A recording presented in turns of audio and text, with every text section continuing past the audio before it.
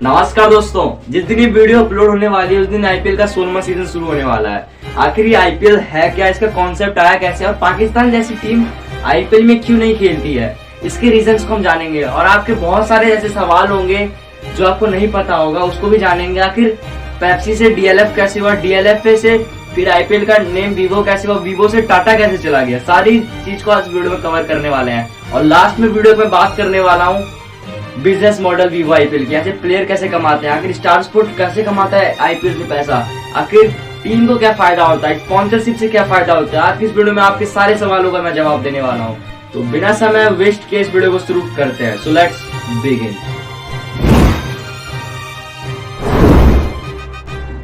इस वीडियो को मैंने करीब बहुत सारे पार्ट्स में रखा है। सबसे पहले पार्ट में बात करने वाला हूँ इसके कॉन्सेप्ट के बारे में, आखिर इसका कॉन्सेप्ट आया कैसे, और दूसरे पार्ट में बात करने वाला हूँ आखिर पाकिस्तान आईपीएल खेलती क्यों नहीं है, और आज फिर थर्ड पार्ट में बात करने वाला हूँ मैं आखिर आईपीएल का स्पॉन्सरशिप चेंज कैसे हुआ। पहले डीएलएफ था, पेप्सी उससे पहले, उसके बाद वीवो गई, वीवो से सीधे टाटा पे आ गए आईपीएल वाले, बीच में ड्रीम 11 भी मैंने सुना था। आखिर ये हुआ कैसे, और वीडियो के फिर आगे मैं बात करने वाला हूँ उसके नेक्स्ट पार्ट में आखिर बिजनेस मॉडल है क्या आईपीएल का, और सबसे लास्ट पार्ट में बात करने वाला हूँ मैं इसके रिकॉर्ड्स के बारे में।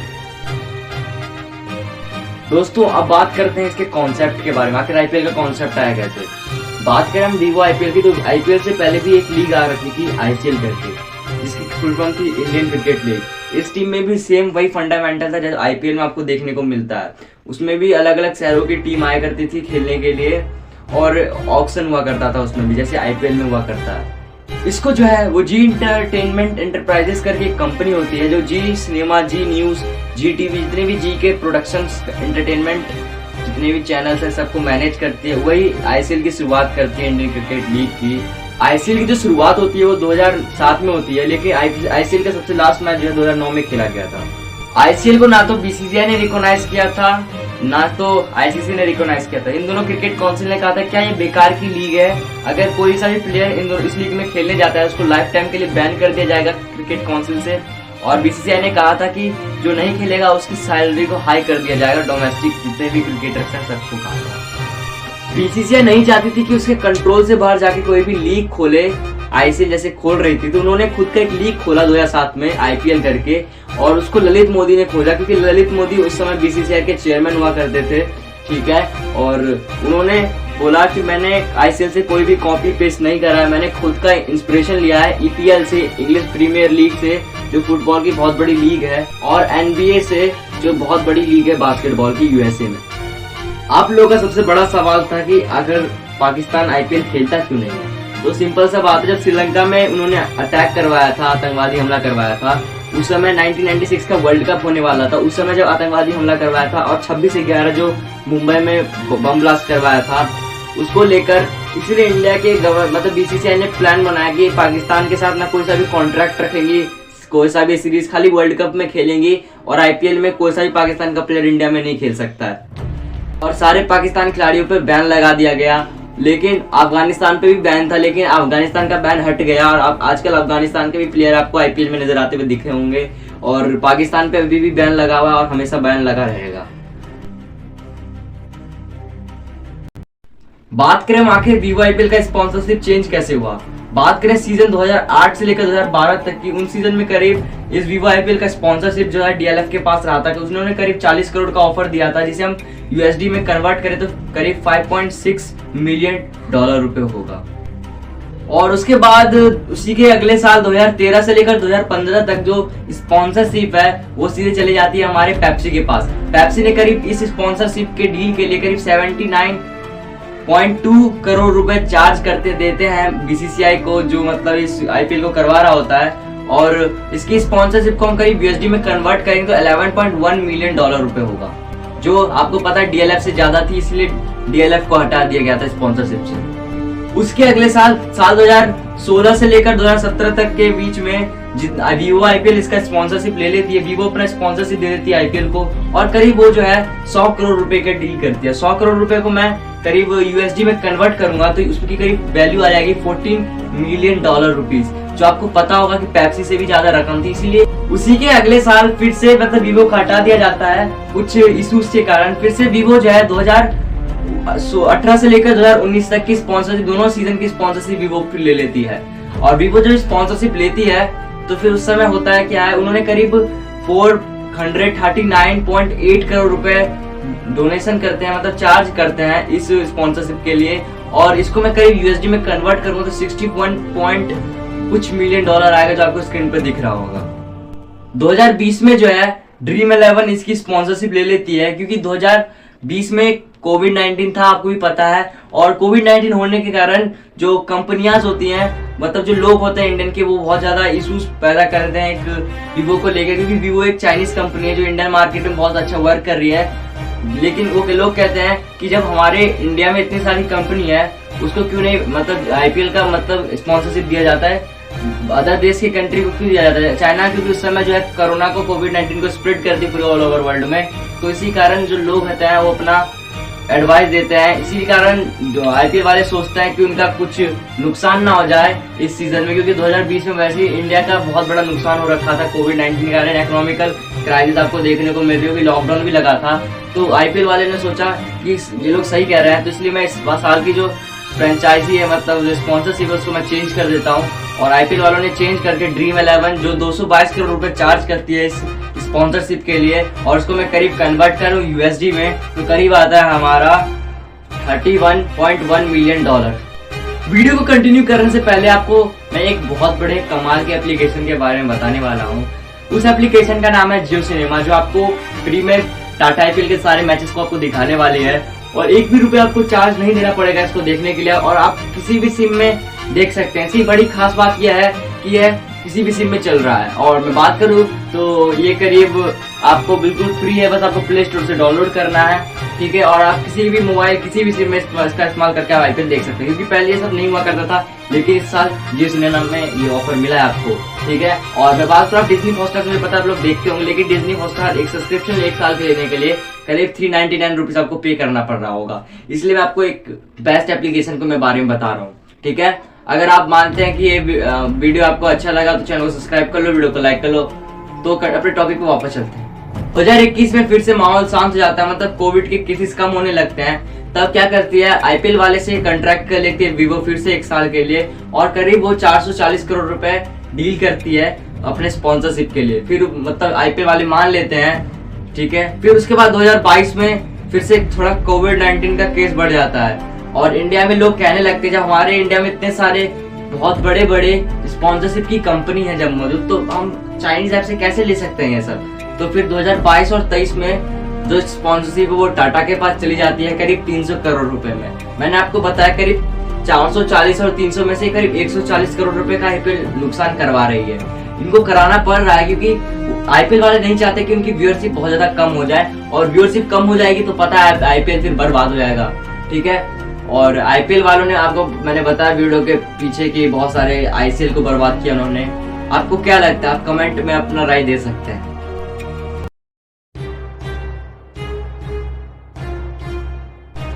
आप बात करते हैं कि कैसे इंडियन प्रीमियर लीग जो है वो पैसे कमाता है। उसके करीब मेजर 4 कंपोनेंट है। सबसे पहले कंपोनेंट में बात करने वाला हूँ उनके ब्रॉडकास्टर्स के बारे में। उसके बाद सेकंड कंपोनेंट में आ जाता है हमारा आईपीएल की टीम।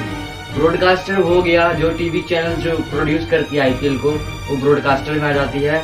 और आईपीएल की टीम्स जो प्राइवेट कंपनी के द्वारा मैनेज किया जाता है। उसके बाद आता है हमारा स्पॉन्सर, जो कंपनियां स्पॉन्सर करती है वीवो आईपीएल को, वो मतलब आईपीएल को वो सारी कंपनियां आ जाती है स्पॉन्सरशिप में। सेकंड और फोर्थ नंबर पे आ जाता है हमारा मतलब चौथा जो मेन गवर्निंग बॉडी जो कॉम्पोनेंट है इसका हुआ बीसीसीआई। खुद बीसीसीआई जो है इसकी बहुत बड़ी बिजनेस मॉडल में इनका नाम आता है। अब चलो हम बात करते हैं लाइन बाय लाइन सभी चीजों की। स्पॉन्सरशिप्स के जो है 2 तरीके हो जाते हैं, 2 टाइप के स्पॉन्सरशिप है। सबसे पहला स्पॉन्सरशिप जो ब्रांड नेम, आपने जब भी आईपीएल का नाम अपने मन में लिया होगा तो आपको याद आया होगा कि डीएलएफ का भी आईपीएल हुआ करता था, कभी पेप्सी आईपीएल हुआ करता था। मैंने आपको वीडियो के पहले बताया है उसके पार्ट में कि आखिर कैसे चेंज हुआ। तो पता है आपको, आप जब भी मन में नाम लेते होंगे आईपीएल का, तब आपको वीवो आईपीएल, टाटा आईपीएल ये सब मन में आता होगा।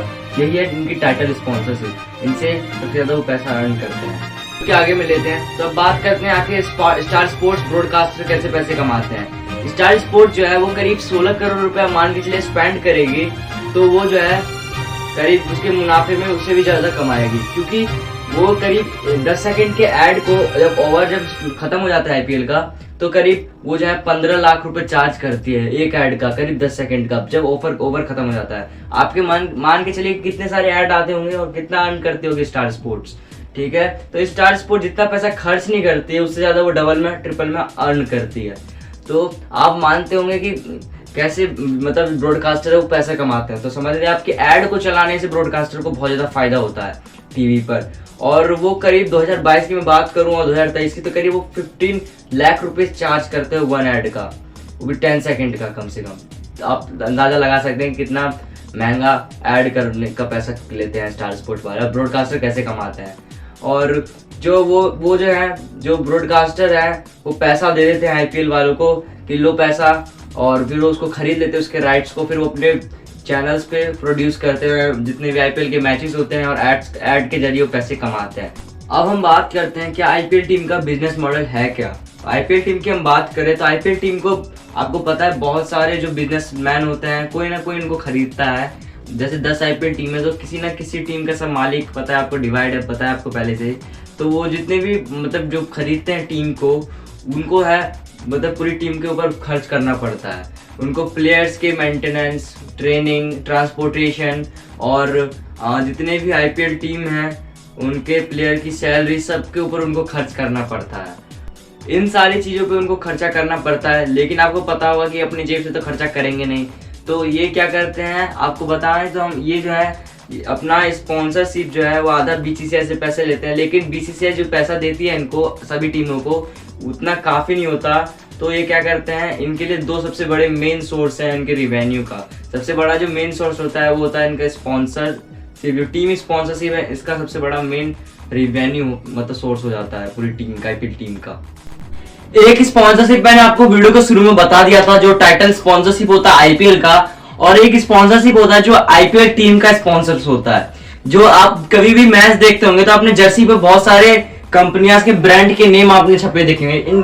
मतलब एक आईपीएल टीम में करीब प्लेयर्स के जर्सी पे करीब 10 से भी ज्यादा, 10 एवरेज 10 है उससे ज्यादा टैग मिल सकते हैं। 2 टोपी पर, 2 पैंट्स पर और 6 जो है उनके जर्सीज पर आपको मिल जाएंगे कंपनी के स्पॉन्सर्स, ठीक है। और जो सबसे ज्यादा जो पैसा कमाती है आईपीएल की टीम वो स्पॉन्सर से ही कमाती है। बात करें आईपीएल टीम के स्पॉन्सरशिप के अलावा उनकी second main source of revenue जो होती है वो होती है टिकट। आप जब भी स्टेडियम में जाते हैं मैच देखने के लिए तो आप लोग को टिकट बुक करते हैं। जो टिकट का जो पूरा जो पैसा होता है 80% वो करीब चली जाती है आईपीएल टीम के पास, जो हेल्ड करवा रही है अपने स्टेडियम में। जैसे मान के चलिए मुंबई इंडियंस है, उसने अपना मैच वानखेड़े स्टेडियम में करवाया, तो जो वानखेड़े स्टेडियम का जो टिकट का और रिवेन्यू होगा 80% उसमें से देना मतलब पूरी मुंबई टीम के पास चला जाएगा। और उसमें से 20% जो रहेगा वो जो एसोसिएशन है जो मैच जो स्टेडियम का मतलब हेल्ड करता चलाता रहता है उसको मिलेगा 20% उसका, ठीक है। तो करीब जो एक आईपीएल टीम है वो अपने ग्राउंड पे करीब 7 बार मैचेस को रखती है। तो इनका जो second main source of revenue हो जाता है वो हो जाता है उनका टिकट का प्राइस और ग्राउंड का प्राइस, वो ग्राउंड में वो मैच लगाते हैं, ठीक है। अब हम बात करते हैं कि आईपीएल टीम और क्या क्या रीजन से कमाती है पैसे को। मैंने बताया कि आईपीएल में टिकट जो होता है वो बिजनेस मॉडल उनका हो जाता है आईपीएल टीम का, लेकिन टिकट से करीब इतना पैसा नहीं आता है कि वो 200 करोड़ रुपए का नीड को फुलफिल कर लें। तो करीब उस एक मतलब मैच से करीब 4 से 5 करोड़ रुपए एक आईपीएल टीम को फायदा होता है। और 7 मैच करा रही है तो आप अंदाजा लगा सकते हैं कितना उनको फायदा होने वाला है। तो इसके बाद एक सेकंड जो मतलब साधन है इनके मतलब 200 करोड़ रुपए के नीड को फुलफिल करने के लिए वो है इनका मर्चेंडाइज। आप लोग जैसे आरसीबी के फैन हो या चेन्नई सुपर किंग के फैन हो तो आप उनकी जर्सी को प्रेफर करोगे कि मुझे ये वाली जर्सी चाहिए, मुझे पहनना है। अगर आप एमएसजी के फैन हो, विराट कोहली के फैन हो तो आप उनके मतलब जर्सी को प्रेफर करोगे पहनने के लिए। खाली जर्सी नहीं, उसमें बहुत सारी चीजें आते हैं जैसे रिस्ट बैंड, मोबाइल कवर, बहुत सारी ऐसी चीजें आ जाती है जो आपको स्क्रीन पे शो होगा जो आप प्रेफर करते होंगे मतलब पहनने के लिए। और ठीक है, तो मैं बात करूँ आखिर सेकंड चीज क्या हो जाता है इसके बाद आईपीएल की टीम क्या करती है पैसे कमाने के लिए। और जो टीम होती है वो यूट्यूब फैन क्लब, बहुत सारे ऐसे फैन क्लब होते हैं अलग अलग सोशल मीडिया हैंडल्स पर, उनसे अर्न करती हैं पैसे को। और जो लास्ट में फाइनली जब टूर्नामेंट जीतती है तो उनको करीब 20 करोड़ रुपए का रकम मिलता है। ये टीम जो है वो क्वालिफायर में जाके हारती है तो उसको उस टीम को करीब 7 करोड़ रुपए मिलते हैं, और जो टीम रनर अप में जाके हारती है फाइनल में जाके उसको करीब 3 करोड़ रुपए मिलते हैं, और जो टीम एलिमिनेटर में जाके हारती है उनको करीब 6.5 करोड़ रुपीस मिलते हैं। और ये जो पैसे हैं करीब इसमें से आधा पैसा जो जीतती है वो उस आधा पैसा टीम के ऑनर को दिया जाता है और आधा पैसा प्लेयर में इक्वली डिस्ट्रीब्यूट कर दिया जाता है, जिनसे प्लेयर अपना पैसा बांट लेते हैं आपस में। जो आईपीएल के प्लेयर होते हैं उनको ऑक्शन में जो सैलरी मिलती है तो मिलती है, उसके अलावा जो जैसे वो खेलते हैं उनके अलग अलग ब्रांड वैल्यू के हिसाब से भी उनको पैसा मिलता है। जैसे लास्ट में मैंने बताया था आपको कि जो पैसे हैं जो जीतने वाले रकम होते हैं एलिमिनेटर किसी भी जाके हारते हैं तो जो आपको रकम मिलता है उनमें से आधा आधा सभी प्लेयर को इक्वली बांट दिया जाता है, आधा पैसा ऑनर के पास जाता है। तो इससे पता चलता हो कि आपको कि प्लेयर कितने फायदे में रहते हैं। पर हम बात करें अगर आईपीएल टीम के पर्सपेक्टिव से देखें तो होता क्या होगा, तो आईपीएल टीम के मैं पर्सपेक्टिव से देखूं तो करीब मैंने शुरू में बताया था कि करीब 200 करोड़ रुपए वो खर्च करती है और उसमें से करीब 20 करोड़ रुपए का वो जीत भी गई। तो कभी कभार तो उनका जो एवरेज जो रकम होता है वो 200 करोड़ तक भी चला जाता है उनके ब्रांड वैल्यू के हिसाब से। जैसे चेन्नई सुपर किंग है तो उनका क्या पर्सपेक्टिव रहता है हम जानते हैं। इन सब के पीछे की सच्चाई है इनका स्पॉन्सरशिप। अगर टीम जो आईपीएल जीतेगी तो इनसे पैसे तो नहीं मिलेंगे लेकिन इनको फ्री की पब्लिसिटी मिलेगी, टीम को लोग ज्यादा सपोर्ट करने लगेंगे, अच्छे अच्छे फीडबैक आएंगे और जो स्पॉन्सरशिप बढ़ने लगेगी, लड़ाई करेंगे कि मार्केट में घुसेंगे कि मुझे इस टीम के साथ अपना स्पॉन्सरशिप रखना है और पैसे पे करेगी स्पॉन्सरशिप के लिए। इन्हीं सब चीज से जो है आईपीएल के टीम ओनर्स को फायदा होता है। और मैं बात करूं तो करीब जो व्यूअरशिप है वो तो मिलती ही मिलती है इसके साथ, लेकिन इनको अच्छी खासी स्पॉन्सरशिप मिलती है और इनको इसकी स्पॉन्सरशिप के साथ साथ इनके पास अच्छे अच्छे ब्रांड्स आ जाते हैं जो कम्पिटिट करते हैं मार्केट में एक दूसरे से, तो ज्यादा पैसा देने के लिए वो कोशिश करते हैं। तो इनसे फायदा होता है आईपीएल की टीम्स के ऑनर को और आईपीएल की टीम्स को। जो बड़ी बड़ी टीम है जैसे आरसीबी के पास विराट कोहली है, महेंद्र सिंह धोनी है, चेन्नई सुपर किंग के पास अभी तो अब रिटायरमेंट लेने वाले हैं इस साल, और जो इन सब से उनका क्या होता है ब्रांड वैल्यू बढ़ता है और जो आईपीएल की टीम होती है वो सोचती है कि और अच्छे अच्छे खिलाड़ी मेरी टीम में आए जिनसे उनका ब्रांड वैल्यू बढ़े। और जो आईपीएल की टीम है वो क्या करती हैं अपने आपको मतलब ब्रांड वैल्यू बढ़ाने के लिए बॉलीवुड स्टार्स और जो बिजनेस पर्सन है उन सब की हेल्प लेती है और इनसे उनका बॉलीवुड में मतलब ब्रांड वैल्यू से बढ़ता है उनका। जैसे शाहरुख खान जो है वो कोलकाता नाइट राइडर को हैंडल करता है, ठीक है, और जो बहुत सारी ऐसी कंपनियां जिनको बहुत सारे बिजनेसमैन हैंडल करते हैं, ठीक है। तो वैसे ही चेन्नई जो है अपना करीब 6.4 लाख जो है स्टॉक वो सेल कर देती है, इससे वो अच्छी खासे अर्न कर देती है। एलआईसी को सेल करती है अपना स्टॉक चेन्नई सुपर किंग। और मैं बात करूँ राजस्थान रॉयल की तो राजस्थान जो रॉयल है वो अपना स्टॉक जो 15 स्टॉक है बेच देती है रेड बर्ड कंपनी को। और जो आईपीएल की टीम है कोलकाता नाइट राइडर वो करीब अपने स्टॉक को आउट करके पैसे कमाती है। मैं आपको उसकी रकम तो बता नहीं सकता कितना स्टॉक करती है, आप अंदाजा लगा सकते हैं स्टॉक मार्केट होता क्या है। स्टॉक मार्केट में एक सेपरेट वीडियो बना दूं उसके लिए आप मुझे कमेंट कर सकते हैं, जो मेरा चैनल को मिल जाएगा। उस चैनल को सब्सक्राइब कर लो, वीडियो को लाइक कर लो।